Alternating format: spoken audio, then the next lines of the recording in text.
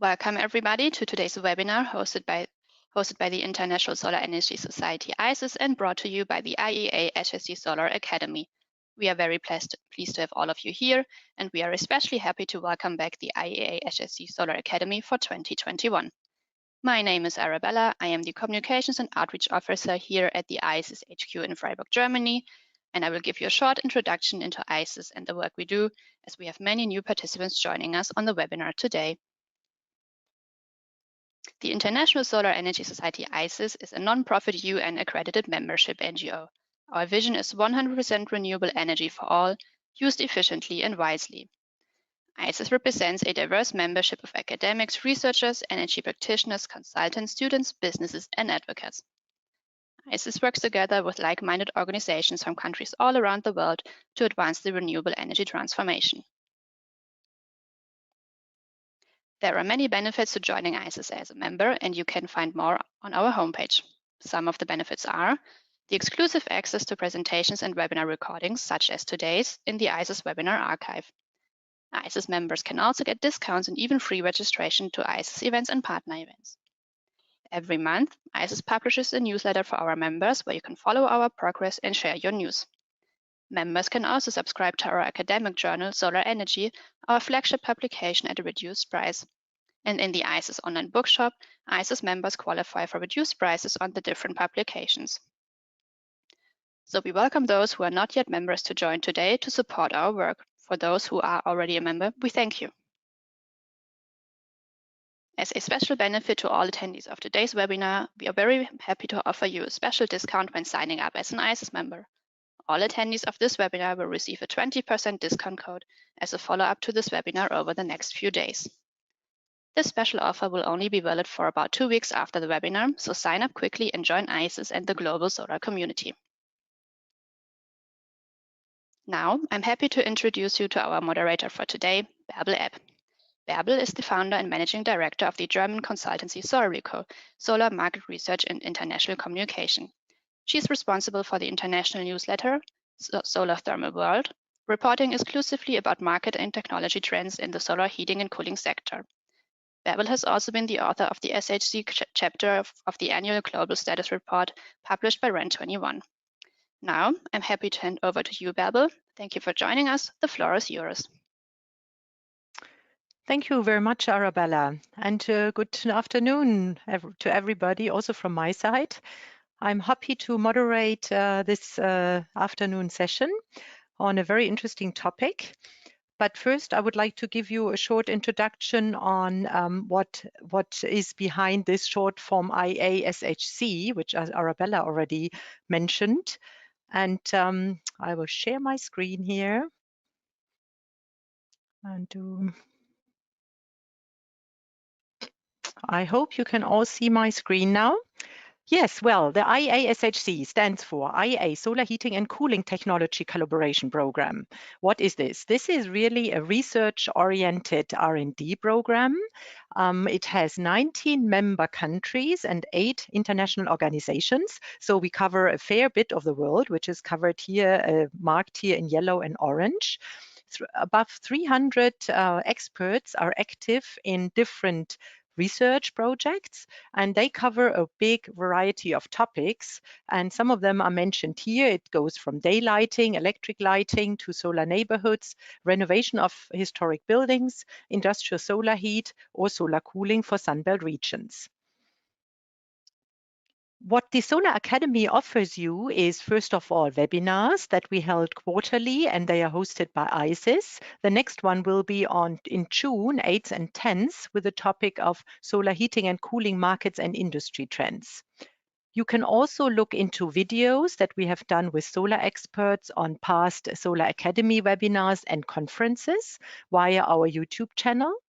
Or you join online and on-site trainings that are offered by request of member states. And the past trainings have been in the Caribbean, China, South Africa, and UK.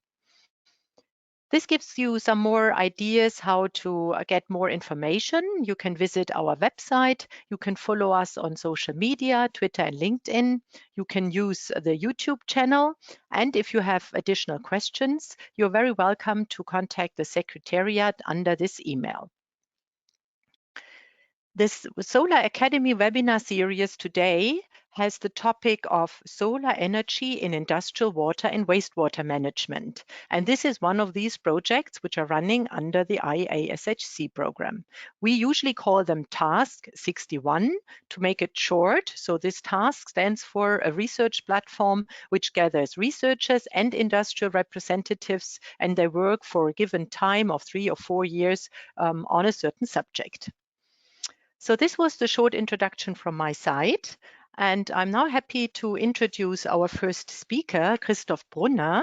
He is actually head of this Task 62, which I just introduced. And he's also managing director of the Austrian Research Institute INTEC. He has built up the department Industrial Process and Energy Systems at INTEC since 2010. So he has a very deep knowledge of industrial processes, energy saving structures within the industry. And his topic today is Nexus Solar Energy Water Industry. So Christoph, I am looking forward to your presentation. Yeah, thank you very much, Barbara, for this very kind introduction. So I hope you can see my screen. Yeah, okay, perfect. So yeah, very welcome also to all participants who are interested. I will give you first a kind of overview of our network, of our tasks and our activities, and I will select some, or I selected some case studies to give you, let's say, more deeply insight of these activities. But first of all, why do we think that this topic is important? The industry and agriculture sector is the largest water and energy consuming sector. And this is the reason, that's one of the main reasons behind that we say, okay, we want to focus here, we want to deal with this sector, industry and agriculture activities. And to change, let's say, these sectors to a sustainable, resource and energy efficient area, this will be for sure a major challenge in the future. Additional 10% of the global water withdrawals in 2014 came from the industry, and this causes then, of course, disposal costs and is valuable resources are lost during these withdrawals. And one point, what is maybe also not known, about 20% of the total energy demand of a municipality, so for a village or a town or a city, is allocated to wastewater treatment plants. So it's about 40 kilowatt hours per inhabitant per year, which is allocated to this wastewater treatment plants and the energy demand. And so we thought, okay, all these factors, all these points are very important to reduce the energy demands, to reduce the CO2, the fossil CO2 emissions. What are now the main approaches or the main focus, what we want to, or what we are dealing within our network, within our Task 62? On the one hand, we see solar energy as a reliable source to reduce this fossil CO2 and to emissions in these different applications. We want also to create tools, a good ground to boost these markets on solar thermal industry, but also on water purification industry. And we have here two different approaches, so let's say two approaches where we want to use the energy, the source sun in general. On the one hand, to use it on the solar thermal area, and to use this energy, the thermal energy, to run different technologies, water purification technologies, water separation technologies, like membrane distillation, like pure evaporation, vacuum evaporation, etc. And on the other hand, we also want to use the solar photons to deal or to handle this wastewater in this way, that we are applying technologies like photocatalytic water purification, decontamination, or the disinfection systems. In my talk now, I'll focus on solar thermal technologies. After my talk, Isabel Oller, who is also involved in this, one of the sub-task leader in this task, she will speak more about the solar photon applications. What are the targeted results? As I said, or the title of the talk, this Nexus energy water industry, the targeted or the results are also allocated to these three areas. So the energy area or the solar area is we want to develop new solar collector concepts. We want to have a strong link to solar collector suppliers, developers, that they get new markets ideas, and to identify potential markets for the technology itself. On the water side, of course, water separation technologies, decontamination and disinfection technologies to apply to see how can these be linked with solar applications, and of course to recycle valuable resources out of wastewater. And for the industry, we want to identify emerging technologies which are not state-of-the-art at the moment, but have a big potential in the future. We want to create energy and CO2 savings, of course.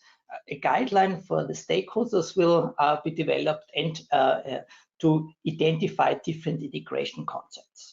And speaking about integration concepts, this is a very general structure of such a possibility, how to integrate or how to combine water separation technologies and solar thermal. On the one hand, you see here the solar thermal collector fields. Then we have a charge system, heat exchanger, a storage system, a discharger system, integration point, and then on the right side, the separation or the purification and separation technology, which is run, or which is gets the energy from the sun, from the solar collectors, but also additional from other renewable energy sources. For those who are maybe not so familiar with solar process heat, just to get an idea on different collectors which will be applied here. You see here already developed collectors, flat plate collectors, vacuum tube collectors, but also concentrating collectors. Different collectors are applicable for different temperature areas. These are let's say our focus, our technology on the solar side, what we have during in our network. But on the industry side, I think this is maybe not so well known. We identify different applications, different possibilities, different industry sectors where I think, okay, here at the first approach we have the highest potential. Galvanic industry to develop here valuable metals and to recover these and also to recover acids. We see here a big potential for this Nexus application. Then textile industry to treat here wastewater, especially wastewater coming from the dyeing processes. The food industry, of course, on the one hand to also to treat here process streams like waste streams or milk streams, to concentrate them, to concentrate these streams and to generate, for example, powder, whey powder, or milk powder, or also to concentrate juice, but also to recover volatile aromats compounds in different products.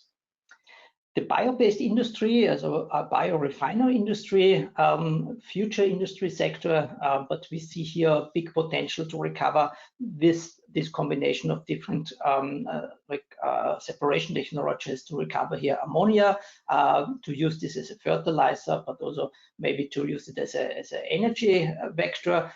Additional to treat biogas sludge from it, and to recover here also ammonia, or to reduce other compounds in this sludge system. Pulp and paper industry. We see here a big potential, especially in the different wastewaters to decrease the BOT, COT as a combination of different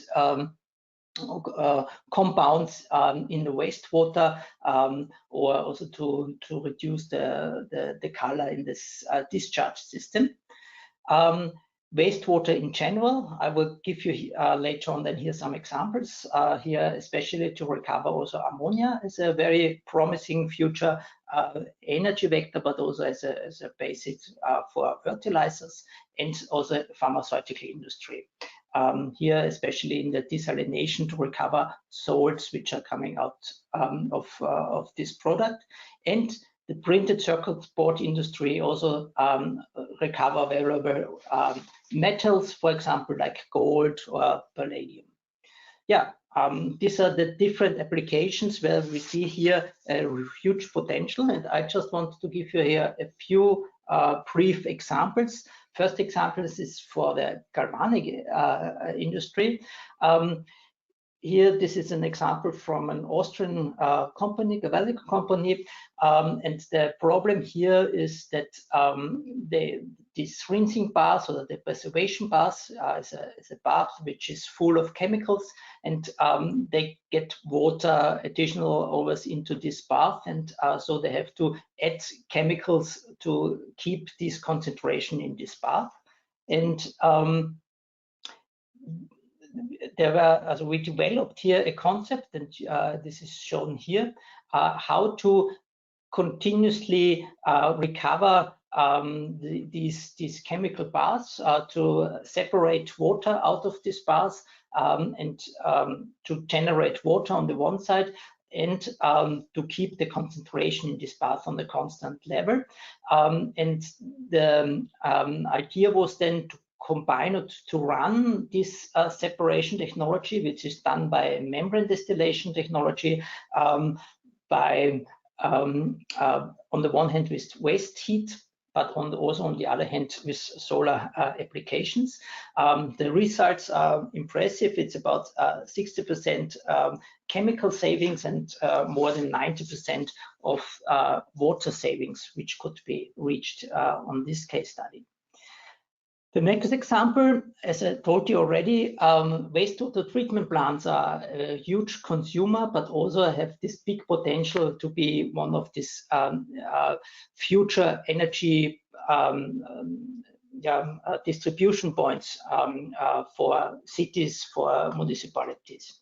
And how could such a integration of a wastewater treatment plant look like, or to create or to develop a concept where wastewater treatment plant is not a consumer anymore? Of course, on the one hand, clean water is the most important part, but on the other hand, we have also sludge, which is going out of this wastewater treatment plant. Now, the clean water going out of the wastewater treatment plant has a certain temperature left, and in combination with a heat pump, and here with this heat exchanger, a huge potential of energy recovery is possible. The sludge is in most of the cases already treated in a biogas plant, in a digester tower. Here we have on the one hand the biogas, but this is not used very often, and we have the residues, the out of this biogas plant. What can we do with the biogas? A CHP plant, a combined heat and power plant, can be treated. It can go directly in a gas network, And the residues can be treated, as I told you already, for example, with a membrane distillation facility technology to create ammonia, use this as a fertilizer.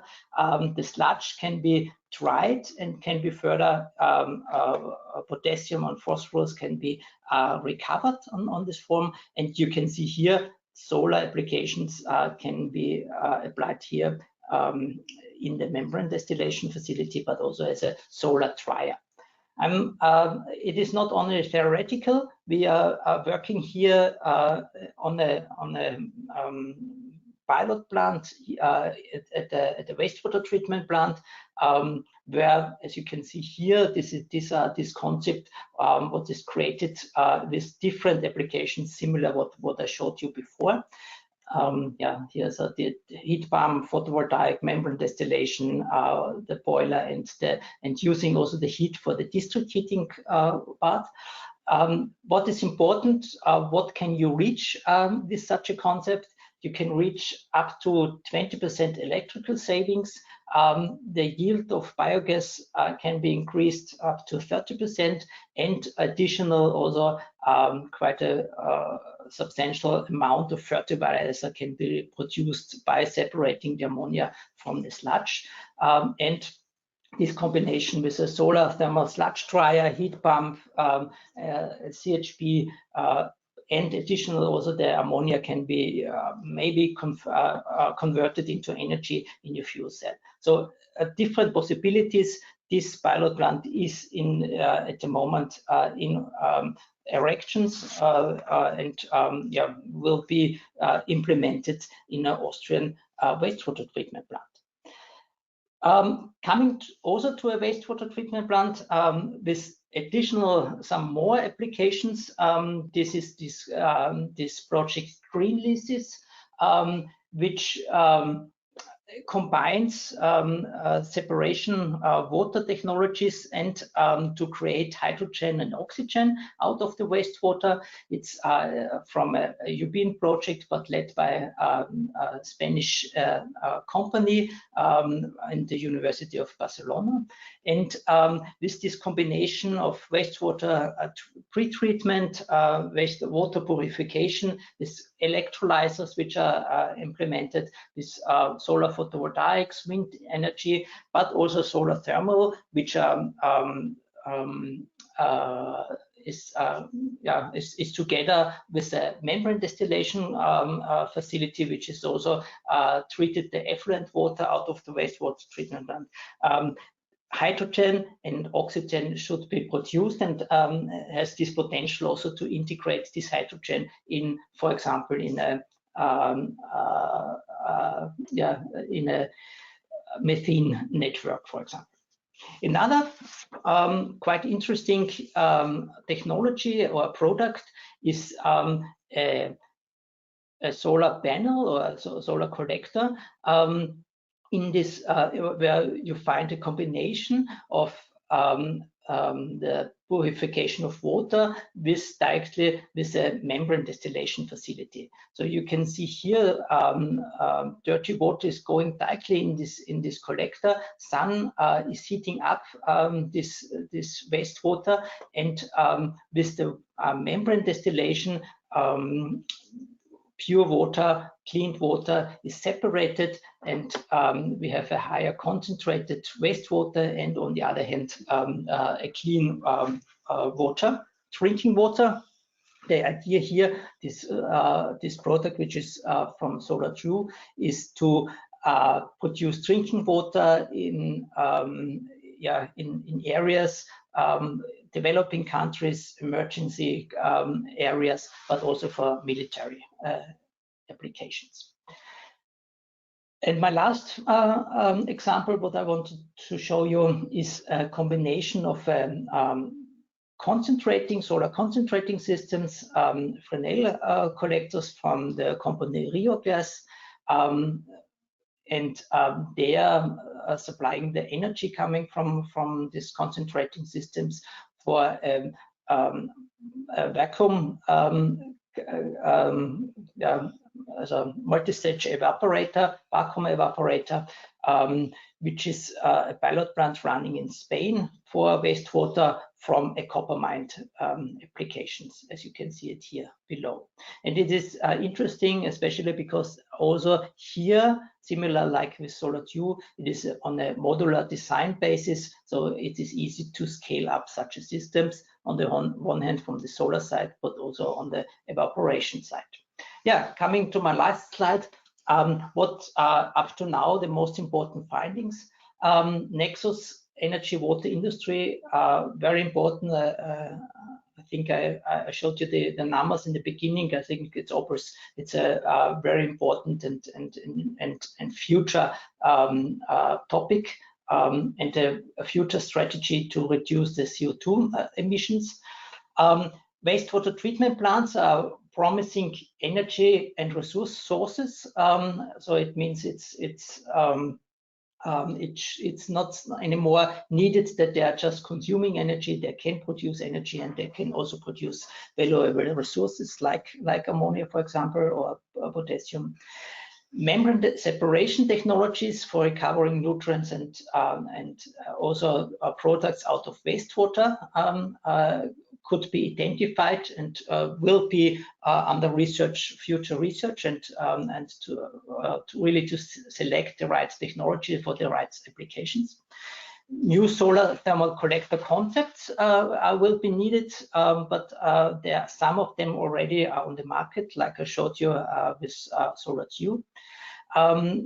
Then also, of course, decision-making guidelines, tools, etc., will be important for the future also to disseminate these activities and to reach further industry and further applications.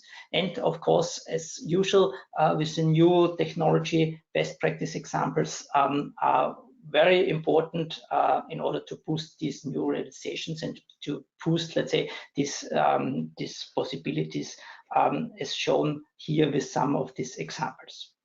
Yeah, if you are now interested, if you say, okay, yes, this is exactly what I wanted to work in or what I already work in, I'm very much happy to invite you to join our task. Just get in contact with me and then we can further discuss how you can be involved with our activities. Thank you so much for your for listening and giving further to Bärbel. Thank you. Thank you, Christoph. I think this was very impressive. We have seen that it's fairly complex to combine energy savings and water savings, but I think it's a very intelligent way getting further in our climate issue. So I can confirm to all the participants that the presentations will be available afterwards. So this was one question in the chat. The other questions will be answered at the end of our altogether 3 presentations. So please type them in and we will read them out later.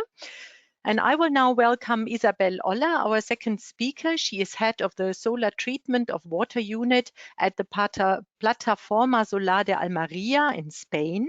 She has more than 15 years of experience in the field of industrial and urban wastewater treatment, either like advanced oxidation processes or combining them with physicochemical treatment or membran systems. And she holds a PhD in chemical engineering.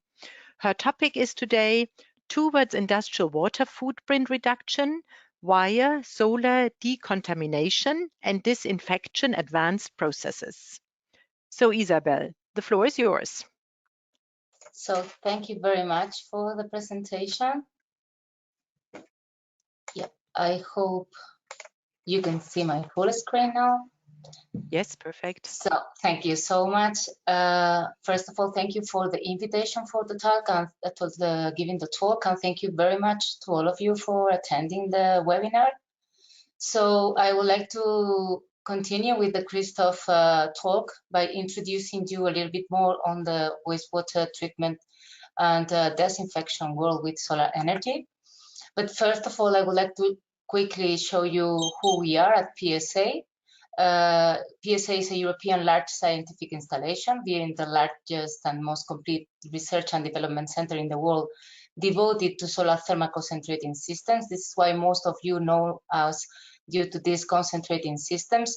But there is also a big two research units dedicated to solar desalination and solar disinfection and treatment of wastewater.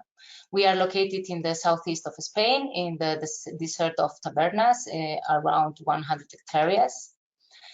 And this is only like a picture of one of our facilities in the solar treatment of water research unit. I'm the head of this unit now, and these are some of the lines that I would like to share with you that we are focused on in research and development.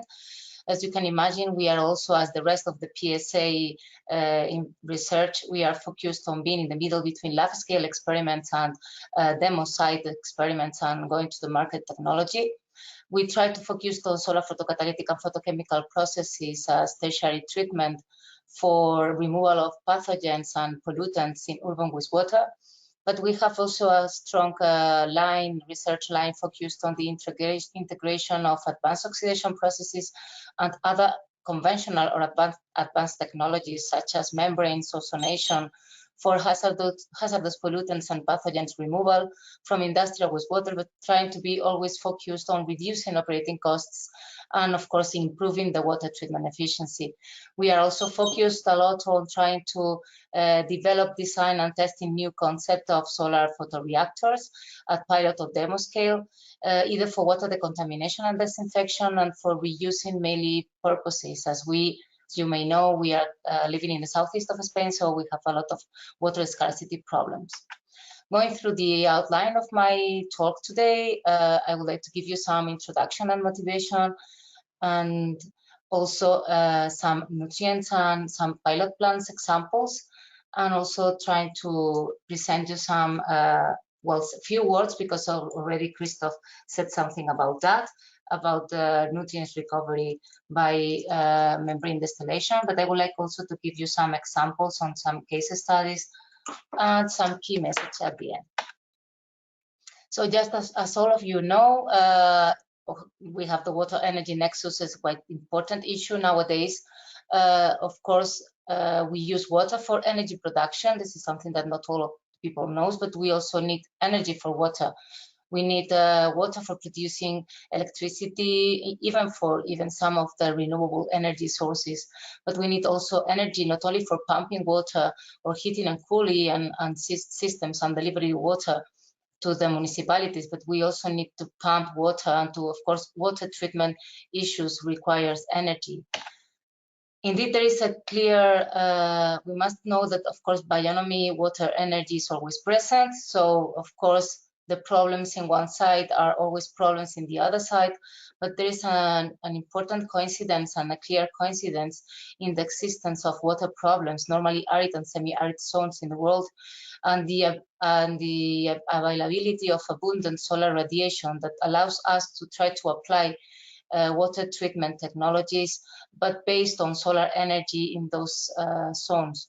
Of course, we are speaking about these semi-arid or arid zones in which water scarcity is mainly the focus, but we have also problems on water quality, though no quantity, in the north of Europe. So the water technologies that I'm going to introduce you are also valid, of course, for improving the quality in the water in North Europe, for instance. But it is not only an issue of water energy nexus, but it is also an issue on water energy food nexus.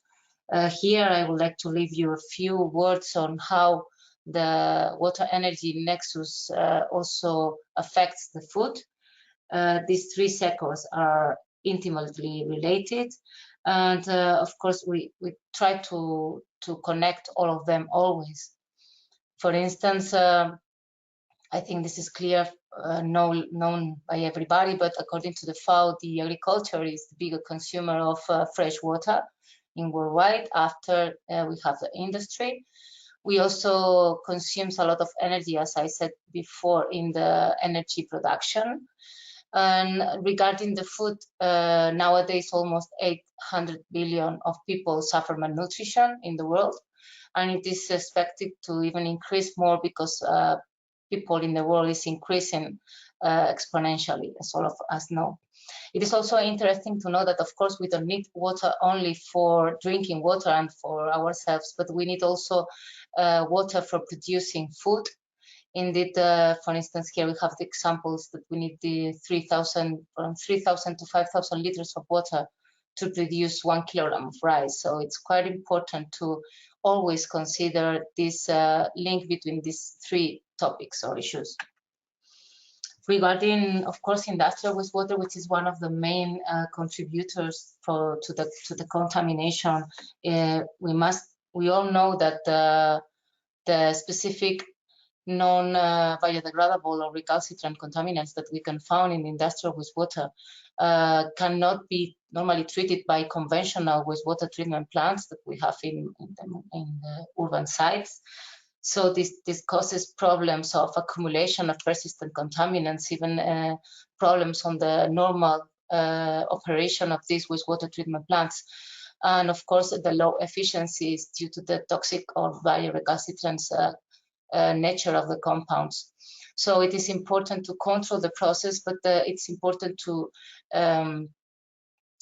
speak about alternative treatments and to find out alternative treatments. Normally, it is necessary to combine and to integrate different oxidation processes to improve the biodegradability of the industrial wastewater, to combine with biological systems, which are always the cheapest one. And finally, of course, trying to combine these both, and at the end, always trying to focus on a life cycle assessment, on health risk assessment, depending on the final usage we want to do of this industrial wastewater once treated, because it can be always treated at the end, even to a high quality, to be not only used or reused in the own industrial process, but even for other purposes in the city, or for irrigation, for instance. But another problem that we have also is the water microbial contamination, because we can find in water, and of course in industrial wastewater, we can find pathogens, bacteria, virus, protozoa, and of course in the recent days we are facing the problem of antibiotic resistant bacteria and yeast. In this sense, what we propose, and in following the line of Christoph's talk, what we propose is those advanced oxidation processes that can take profit on solar energy. So these advanced oxidation processes are near ambient temperature and pressure water treatment processes. They involve normally the generation of hydroxyl radicals, which are highly powerful, and that they are non-selective. And so, as you can see in this slide, there are several advanced oxidation processes that can be used with solar energy. In this case, it is important to stress, as Christoph said, that we, in this case, in these processes, we do not use the thermal energy coming from the sun. What we use are the photons, the UV photons. So the concept of the solar photoreactors and the treatment itself is quite different. So we must take into account that. So of course, always it's even more difficult trying to combine the thermal and the photon side of this solar energy to take profit for industrial wastewater treatment. In this slide, I would like only to show you, to introduce you the systems that we have at PSA, and we normally investigate at pilot scale for giving solutions to specific industrial wastewaters. Here we have like two lines, one coming from the clean or urban wastewater effluents, but I'm going to focus on the non-biodegradable toxic or partially biodegradable complex wastewaters that are industrial wastewaters, but normally needs and require a physical-chemical pretreatment, which is normally used in all the industries. But the thing is, after this pretreatment, physical-chemical pretreatment, we must be clear on how biodegradable and how toxic is our industrial wastewater. Because if it is toxic or non-biodegradable, we cannot go directly to an advanced biological treatment or biological treatment. So we must try to improve the biodegradability of the wastewater by an oxidation process. It could be a photophantom process, according to the slide previous slide, which is based on the iron and hydrogen peroxide for the production in an homogeneous phase of hydroxyl radicals. We can go through ozonation or UV pilot plants, which are more commercially available in the market, or we can go to the electrophotophantone or electro-oxidation systems. But as soon it's only going through these oxidation systems just to improve the biodegradability enough for going to an advanced biological treatment or to a biological treatment. In this case, we normally use immobilized biomass reactors, could be also MVRs or even conventional activated sludge systems. But the idea is trying to combine the systems for reducing operation costs. Of course, after the biological treatment, we have always the option of going through purification unit or nanofiltration system, for instance, or ultrafiltration, depending on the quality we require of the permeate, depending on the final use we want to do of the wastewater once treated. Of course, the rejection stream must be already treated again.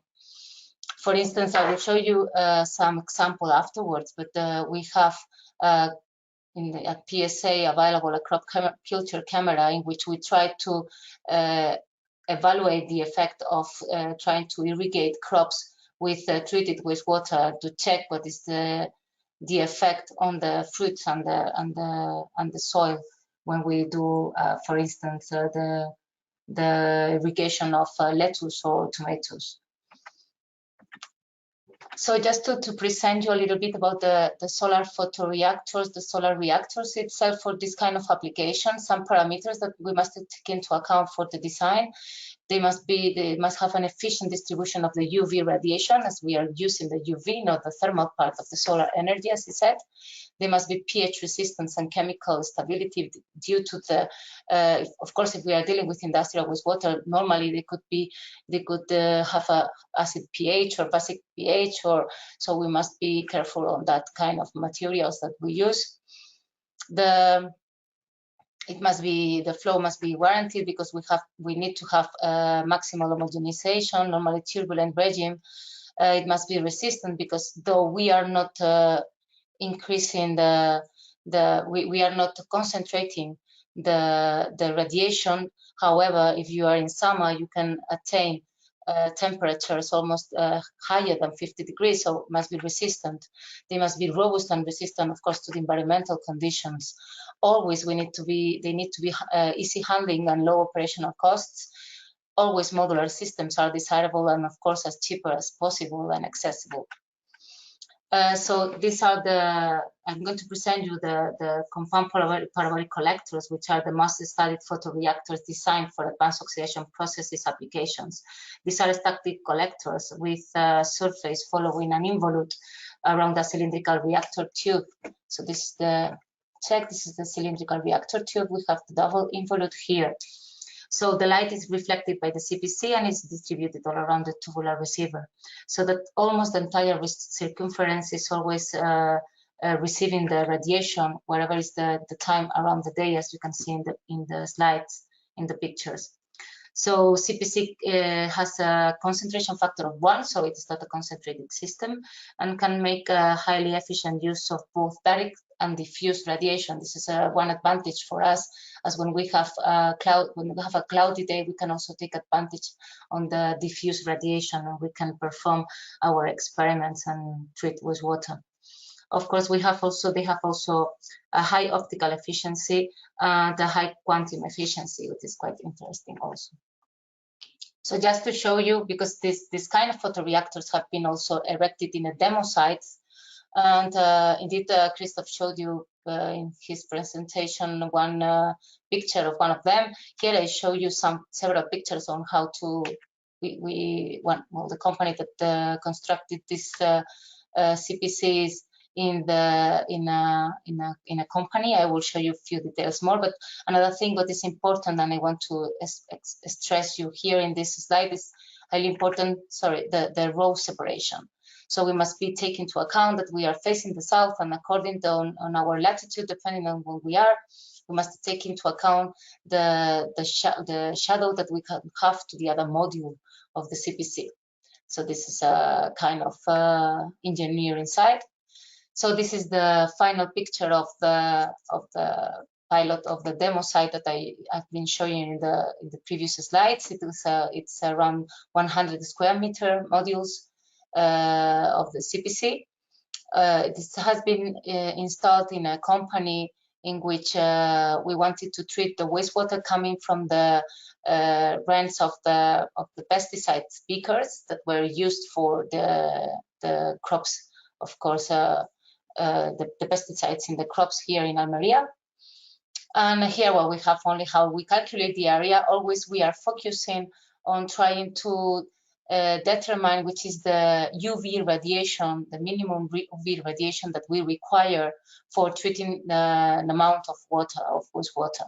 And with that, we try to design the surface that we need for the compound Parabolic collectors modules. So we have already demo scale systems on this. I'm not going deeper on this because the nutrients recovery have been explained by Christoph. You know that in the case of membrane distillation, we are always speaking about the use of the thermal, take advantage of the thermal energy coming from the solar radiation. But we can recover the ammonia. We have been also testing this at lab scale and at pilot scale. These are the recovery of ammonia from an urban wastewater treatment plant. Of course, it's always highly more interesting to try to recover ammonia from the industrial wastewater because it's always a characteristic of an industrial wastewater, the clear difference between the nitrogen content and the organic carbon content. So it's always even more interesting to recover the ammonia. But I must say that as far as I know, more or less good recovery of ammonia is obtained at lab scale, though at pilot scale is still until development and also demo scale, as Christoph showed us in several European projects. So just using a few minutes to show you some examples. These are typical industrial wastewater, let's say for our from our side is landfill leachate. Of course, we can have different landfill leaches depending on the landfill site. Could be urban, but it could be also industrial or coming from the industry also. So we always try to give like a treatment line in which always we combine the physicochemical pretreatment, as I told you before. So in this case, we did a conventional physicochemical pretreatment. We attained a good reduction on the color that it's of course it's necessary if we are going to apply afterwards a solar treatment. Of course, we did an initial dosage of iron-3 that favored the coagulation, but also it was quite favorable because we had a remaining amount of 56 milligrams per liter of iron that allowed us to perform photophantom processes without an extra addition of iron. So we used what we initially required for the coagulation and flocculation system. So finally, we tried to improve the biodegradability and to reduce the toxicity because we attained a reduction of toxicity from something like 85% to this 14%, and we improved the biodegradability. This is only like an indicator.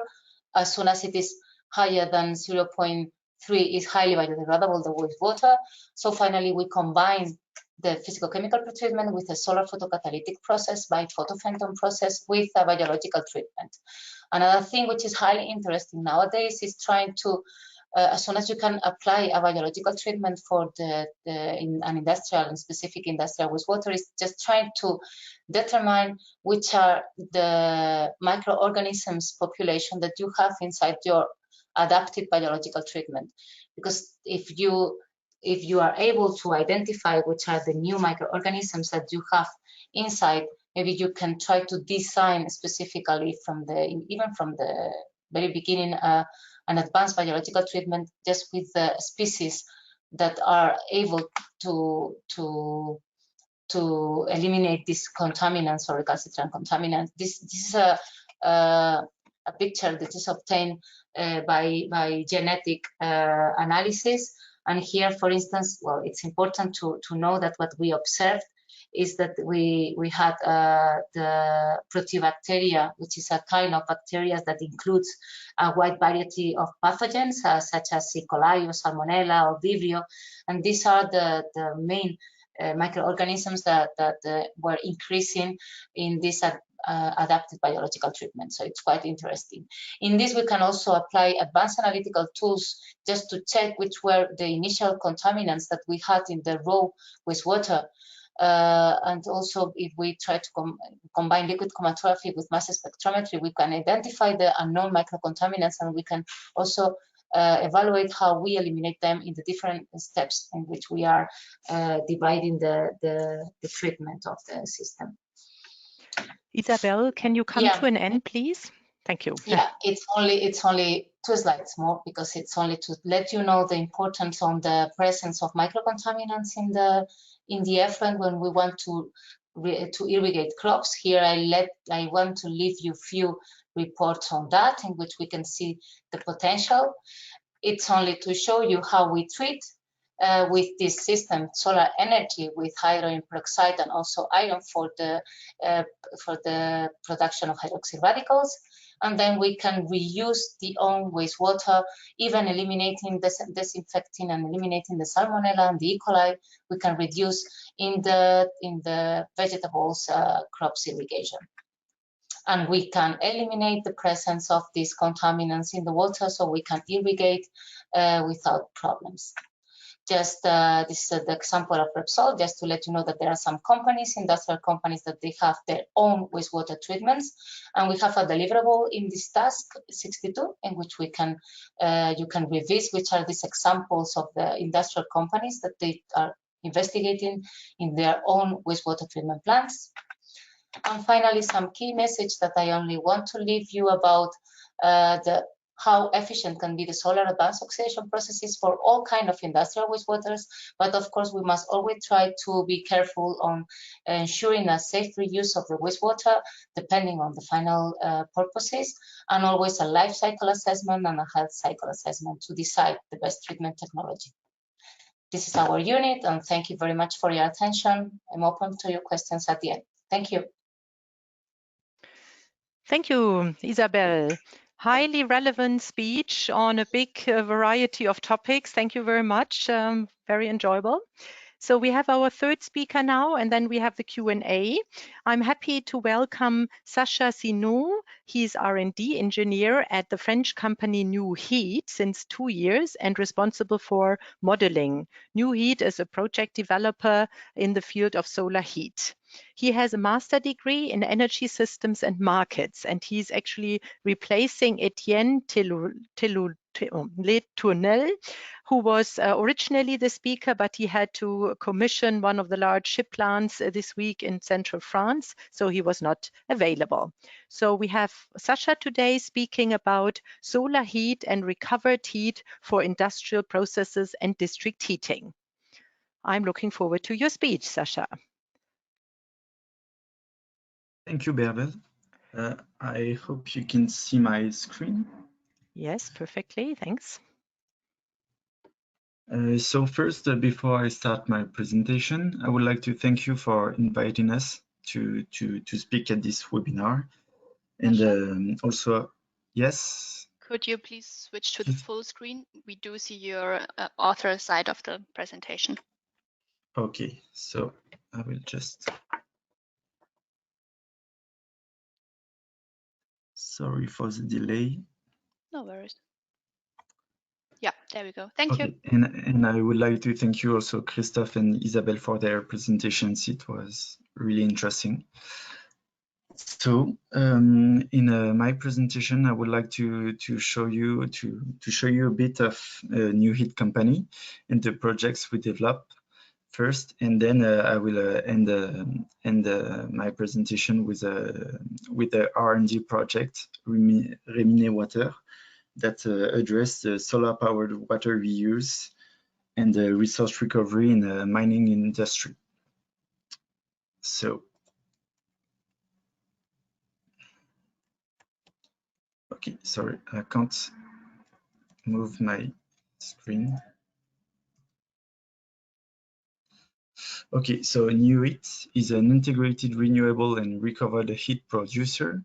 So our solution is to combine different technologies to maximize the renewable heat share and minimize the consumption of fuels. So as you can see with those three pictures, we want to combine waste heat recovery, solar thermal, and daily and seasonal heat storage to address the need of our potential clients. So that can be industrial processes, district heating networks, or even greenhouses. So NUIT is an independent renewable heat producer accompanying its clients during the whole lifetime of the projects. So the idea is that we first contact the potential clients, try to really define their needs and what we could do to decarbonize the heat they use for their processes or heating processes. So first, once the need of the client is well defined, we can enter the design phases. So first, just to really propose something to the clients that could be a good solution for their needs. And once we have finished the design, we can go follow with the manufacturing phase and also the operation, because NUIT, as I said before, the whole lifetime of the projects means first to manufacture the plant, the solar plant, and also to operate it, because NUIT is a will invest in the plant. So we are the owner, and the client doesn't have to invest in anything before we sell the heat. So then I will present you a bit of our technical know-how. So our know-how is to design tailor-made solutions to ensure competitive heat price with a secured and metered energy delivery. So we first define the most robust, efficient integration to industrial processes or heat networks. And then we select the most appropriate technologies and optimize the sizing of the production units. So the technologies can be mostly for NUIT is flat plate collectors. So we use direct and diffuse irradiations for the to heat water. And but for the flat plate collectors, we can either use fixed collectors or tracking with a tracking system, so to follow the sun throughout the day. And finally, we design and execute an optimized control strategy for complex heat systems. So in order to really supply heat to the demand according to the sun resources, and also to the demand of the client that can change throughout the day and throughout the year. So the problems of overproduction can be dealt with heat storage. So in this slide, I will present what are the key benefits for our customers. So first is to reduce the energy bill. So the energy bill, because first our clients have a heat price, a specific heat price, depending on the gas or the fuel they use to heat their processes. And also, as we use solar thermal solutions and other renewable heat production systems, the idea is to decrease their CO2 emissions. So we just decrease the CO2 emissions, but we don't entirely suppress it, because as we use solar energy, we are really dependent on the day and on the solar resource. So in general, the current boiler is conserved as backup when needed, but its fuel consumption is deeply reduced. Also, we stabilize energy costs for the clients. So as you can see on the left of this slide, this graphic represents the heat price for the customer with a fossil fuel, and comparing to the new heat price. So as we sell our solution to the clients for 15 to 20 years, we can really smooth the price so that the client can have a great sight on what he will pay throughout the next years, so next 15 or 20 years. And as a NUIT is a project's investor, so the client doesn't have to invest anything, and the heat is delivered to the client thanks to a heat purchase agreement. So everything is borne to NUIT, so the study, the investment, and the operating cost. And then just to present some recent news, we achieved a really important step in the NUIT for the NUIT company that demonstrates the competitiveness and robustness of NUIT's approach and projects. So we closed a bank fundraising for 5 solar thermal and recovered heat assets for 28 megawatts, thermal megawatts, and 15 million euros of total investment. So this fundraising is for thanks to two specific investors. So first, it was some banks who financed this fundraising, so Triodos Bank and Crédit Coopératif, but also some regional funds, so 3 regional funds from France for 2 million euros total budget. So this means a lot for NUIT because it really emphasizes that our business model and the work we do is recognized and can worth it, is worthing, because as a company, we really want to not just propose some new technologies to the clients or new solutions and renewable heat, but also to be competitive against the fossil fuel consumption. And so it's really meaningful for us. Now that I'm finished with the presentation of NUIT, I would like to present you some our references. So for industrial sites and district heating networks. So right now we have a portfolio of 6 solar thermal plants and heat recovery units. In total, we have 40 thermal megawatts in operation or in construction. So these 6 projects are the Condat paper mill. So it's in Dordogne, France. So basically, if you just to show you the map, here in Bordeaux, it's where we work, and here in green, you can see the Condat paper mill. So it's really close to Bordeaux, and it has been commissioned in the January 2019, and the following one that Etienne is currently commissioning is Malterie Franco-Suisse, so in the center of France. So I will present you in more details this project in the next slides.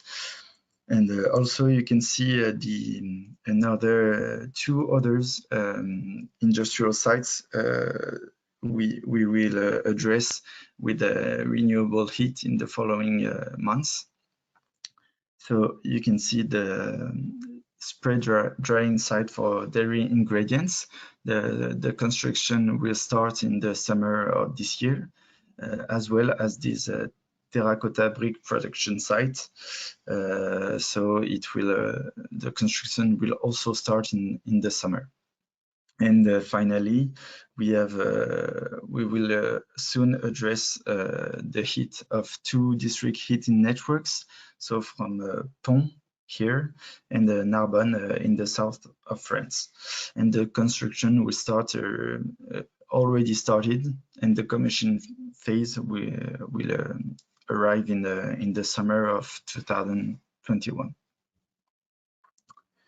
Okay, so if we go in more detail in this project, so the Conda paper mill, so it's the world's first large solar thermal plant using FPC with tracking systems. So these collectors will follow the sun throughout the day. And some to give you some broad ideas of the project. So here on the left is some site information and technical integration.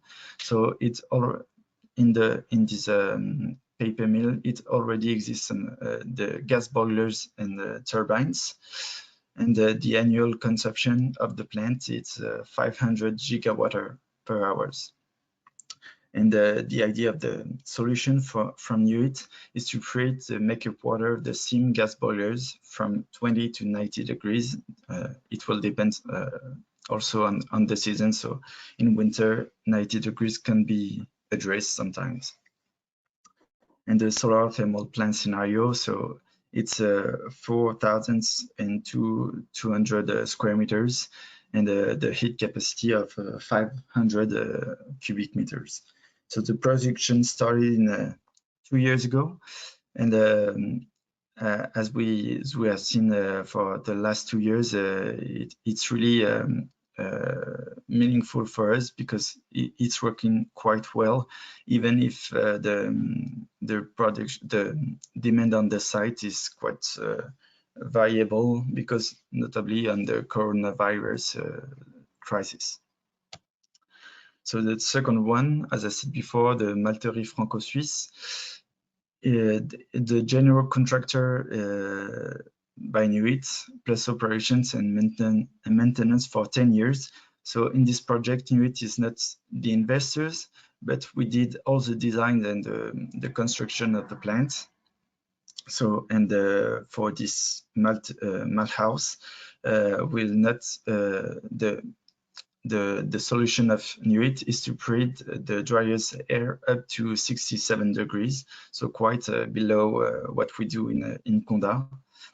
And the solar thermal plant scenario is quite bigger with 12.7 megawatts thermal megawatts and 3,000 cubic meters for the heat storage tank capacity for an annual energy delivered around 8,600 megawatt per hour per year.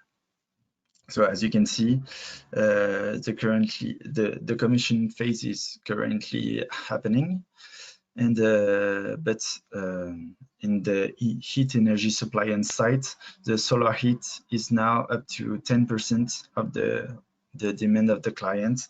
So it's not everything, but it's quite a good beginning for these malt house. And then the next project is a dairy factory. So the design phase has not been is not finished yet. But as you can see on the right, the solar thermal plant scenario is also bigger than the malt house one. It's around 18,300 square meters, so to be defined clearly still. And also the tank and the energy delivered across the year is quite bigger than in Conda. We expect to start the production in 2021.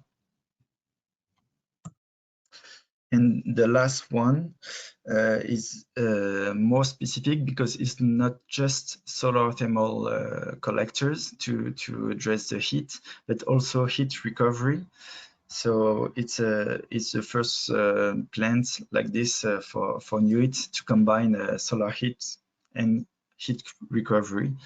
So it will be a huge challenge for us in order to pilot this plant. And the renewable and recovered heat coverage for the dryer should be higher than 75%. So we will address most of the heat required by the plant. And the commissioning date should be in the end of 2021. So now that I presented NewHit and some of our projects coming and already operating, I would like to present you the Remini Water project. So it is a R&D project in which NewHit is taking part, and it's about the solar-powered water reuse and resource recovery in mining industry. So with this link, you can check more information if you're interested in, and some basic information about this project. So the funding is the European Union's funding instrument LIFE program. Budget is around 1,800,000 euros, and the duration is 2 years from October 2019. So this project will end at the end of this year. And there are 4 partners for this project. So 2 from Spain, Setaqua Water Technology Center, and Matsa. So this is a mining company in which the project is building for. And also there is an institute from Poland of non-ferrous metals, and finally NewHit is participating to this project. So to present this project in more detail, the objectives of the project, there are 2 main objectives. So the first one is to develop, study and validate a zero liquid discharge treatment train for mining industries. So this is in this train that the solar thermal solution collectors will be used. So in association with a low temperature evaporation technology that is a brick of the treatment train. The second objective is to develop, study and validate a resource recovery treatment train for minerals, acid and transition metals recovery. And so globally, the objective is to develop new competitive offers for advanced water treatment for the mining industry that include water reuse on site and resource recovery contained in the wastewater, as I said before. And for now, the current phase of the project is the construction of the treatment trains. So the design has been made, and now everything is being manufactured in Spain, in the south of Spain. So to end this project at the end of the year. So this is it for my presentations. I hope everything was clear for you. And finally, if you have more questions, I would like to propose you to contact us, so Pierre, Etienne, or myself, by email or by phone, as you wish, and hope you enjoyed it. Thank you. Yes, thank you, Sasha. Very impressive installations. Well, now we come to the Q&A session. So I ask the speakers to come up with me on the floor. And we have some tricky ones, I must admit, but very international ones. It seems that we really have audience from India, US, Caribbean, and so on.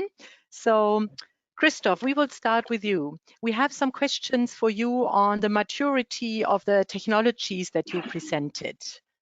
Can you maybe go in mind through the last slides you showed on the companies and say whether they are already commercially available?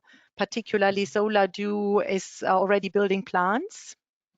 Yes, that's the case. Of course, there are still some developments, but it's a product, what they offer, what you can buy. So, of course, this is a product what can be bought. Membrane distillation for sure. Other different suppliers, technology suppliers are available on the market. So solar thermal technology suppliers, as you can have heard from Sasha on different companies here on the market. So especially this combination, you can buy more or less everything. Of course, some if you have some specific requirements on some very specific water or components in the water, then of course there will be maybe some further development. And of course, research and development are in this field of how to combine and how to optimize the linkage between water purification and supply systems, how to combine solar thermal system with waste heat, with other renewable energy sources. Yeah, and especially what Isabel also showed on this field of disinfection, using photons. I think there's for sure a lot of research needs still necessary. Okay, thank you. There's another tricky question on CAPEX, OPEX. There's one question saying, would you have any numbers for the cost of the different technologies, for example, in euro per cubic meter per day of water treated? Yeah, but what we have very specific costs are on the membrane distillation, what we calculated, or what we have here a good overview. This is about 11 euro cent per cubic meter per day. It means how many cubic meter you have to deal per day, of course. Yeah? But this is I think quite a good number. And then there are some technologies which are a little bit cheaper, a little bit more expensive. And within these costs, these are CAPEX and OPEX costs, especially as also the cleaning of the membranes, for example, exchanging the membranes after a certain period of time. So we calculate here 3 years, but it could be longer, for example, that these membranes can be operating, and also the energy costs, of course, it's also included in this price. Okay. We have several participants from India, and they are asking both for pilot projects which might have been done in India. Maybe all you three can shortly answer. Do you have activities in India, and in which sense? Because there are several questions in this direction. Not me personally, but we are working together with companies, which especially, for example, with a membrane distillation company from India, yeah, so there are some applications, some pilot plans. I think especially because in India, let's say there are quite strict regulations in industry for water recycling. I think everything what you have to use on site, or what is your water on site, you also have to reuse it and recover on site. And I think this is quite a good regulation from my point of view. And as you can see here, I think that's also maybe the reason that a lot of Indian participants are interested, because it's a good regulation.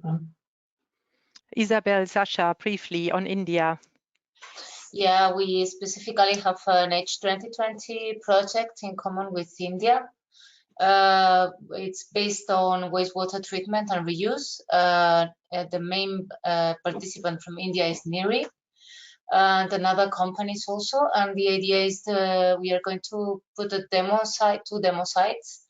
One is already being shipped there, which is ozonation with UV, and we are going also to install a demo site in UV with other oxidants in demo scale. Okay. So if you want more details, you can contact with me. I forgot to say the name of the company. It's OChem, who is in India. OChem in India. Okay. Sasha, any activities in India? Actually, not yet. I'm not maybe the best people in UAE to answer these questions, but I think for now we are mostly in France to develop solar thermal markets in France first, and we are starting to look outside France, but not in India yet, or I didn't heard anything about it. Okay. Isabel, the Caribbean is asking you. They say, is there a pilot for getting hydrogen from ocean water for small Caribbean islands, which also have water scarcity problems, but are interested in generating hydrogen from seawater for electric grid base loads? Yeah, unfortunately, I'm not the expert. We are now in a quite recent research line focused on hydrogen production, but from wastewater, not from seawater, of course.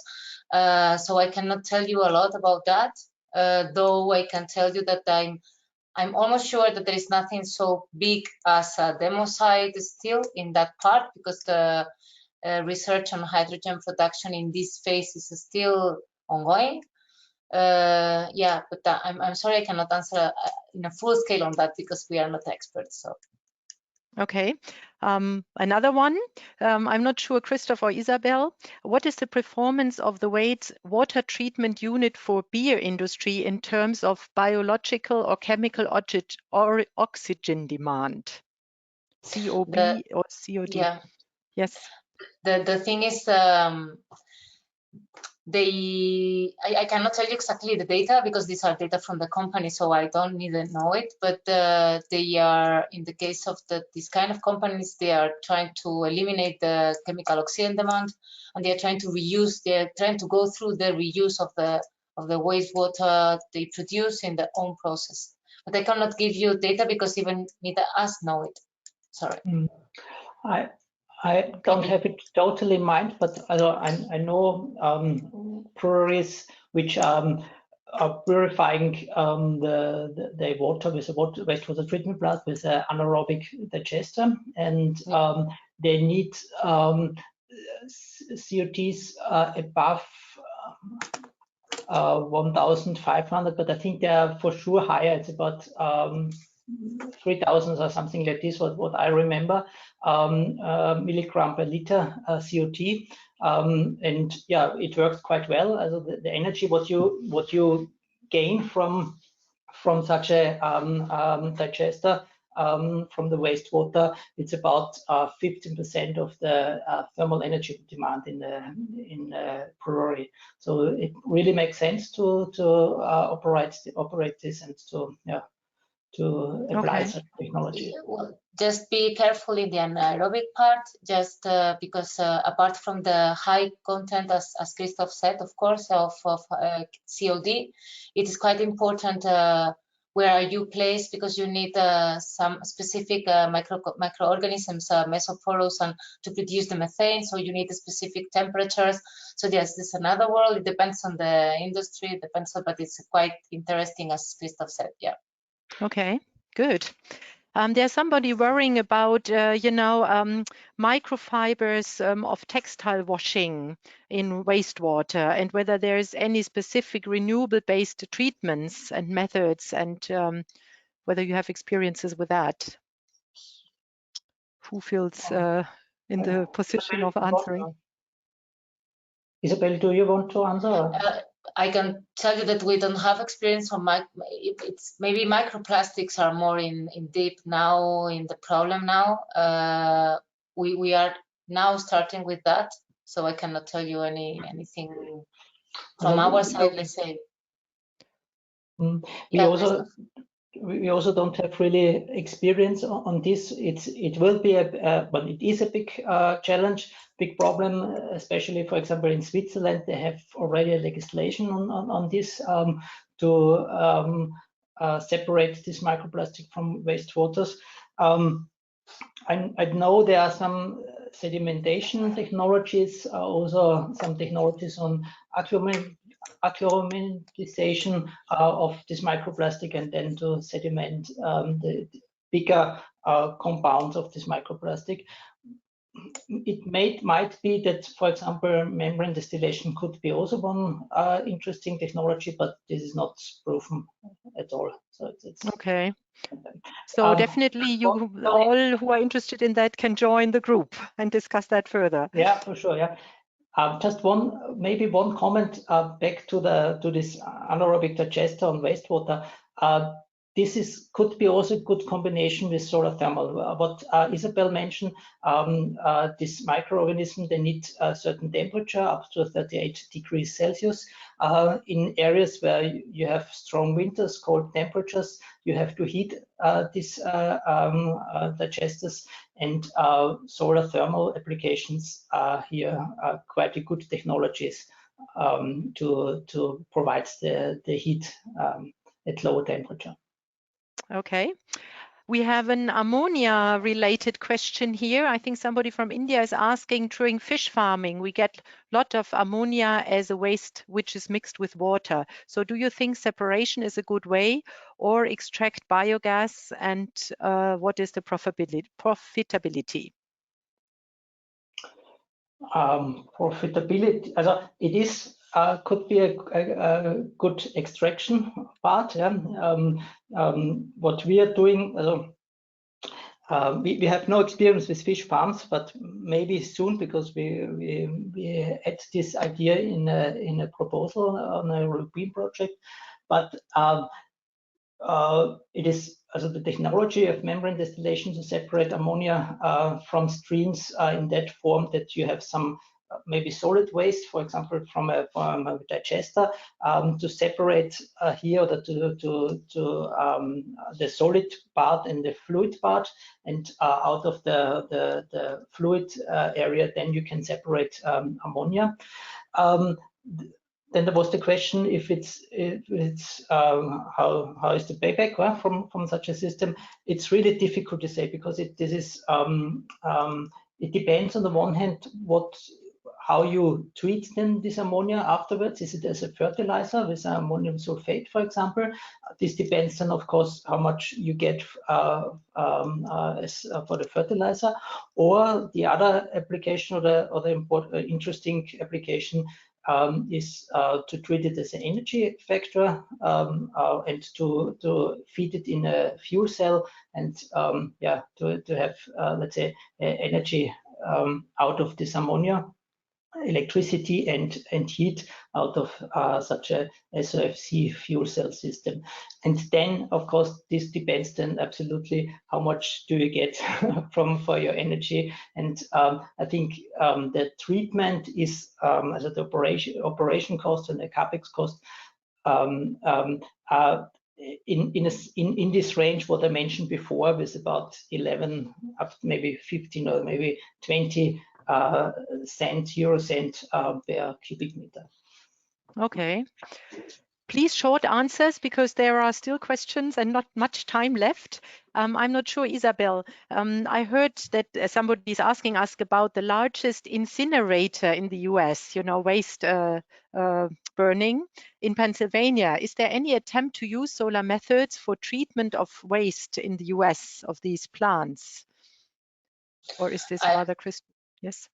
Well, from my side, I don't know, but of course, the incineration is still a method, let's say, when you have a very, very, very high contaminated wastewater. But of course, it can be, there are other treatment technologies, but sometimes it's always a cost question. Maybe Christoph has more experience on that. I'm sorry. No, sorry. No. Okay. Christoph, short answers regarding the fossil fuel, or the fuel-based of your systems. Somebody's asking whether the normal membrane distillation is fossil fuel-based nowadays. On what are you replacing with the solar energy when you're using them, if it's solar driven? It is not directly linked with a fuel. Yeah? You can use different fuel. The big advantage with the membrane distillation is that this is operating at very low temperatures. We have, for example, in a printed circuit board industry application where the membrane distillation is working at 36 degrees Celsius. Yeah? And they are separating water out of a chemical bath, and so this company can recover gold, for example. So as you can see here, it just depends on the temperature, which kind of technology for renewable energy. It's let's say up to the situation, up to the company where you apply this. Best, of course, if you can use excess heat or the waste heat, and due to the fact that you implement such a technology, you have the possibility to use this waste heat at this low temperature, or for example to use solar thermal at this low temperature with a very high efficiency. So it is difficult to say, because very often this technology, it's new, and the combination with a renewable energy system makes it possible. Yeah, thank you. I think we have seen that very specific questions, very good know-how on the panel. Thank you very much. I think we have treated a lot of different regions of the world and technologies. I thank all the speakers. I thank Arabella for making the room available for this IEA SHC webinar. And I hand over to Arabella to have the final words. Thank you. Good afternoon, everybody. Yes, thank you, Bärbel. Thank you to the panel for answering all of our questions. There are many more, but as usual, time is short. So thank you all for joining us today. Just a few words before we leave from our side. Many questions always come in about the webinar recording as well as the presentations. Let me assure you, presentations and the recordings will be available on the ISIS as well as the IEA SHC homepage in a few days. And for our ISIS members, please remember, you already have that unlimited access to all past ISIS webinars and presentations. Just log into the homepage and you will find it there. Now, the final announcement from my side is that ISIS is going to have our ISIS Solar World Congress 2021 this year in October. As with everything in the world, it's going to go online now. And we have the call for participation open. And the deadline for that is the 12th of April, 2021. So if you have an abstract to submit or you want to make a forum proposal for us to welcome at Solar World Congress, please send them in. The homepage is swc2021.org. And I'm sure that I'm going to see the panel and Bärbel there as well. And I'm looking very much forward to that. And also looking forward to seeing many of our participants from today for the Congress. Yep, and I think those were my final words. Again, thank you very much to the panel, to the audience for joining us, and we wish you a good day. Goodbye.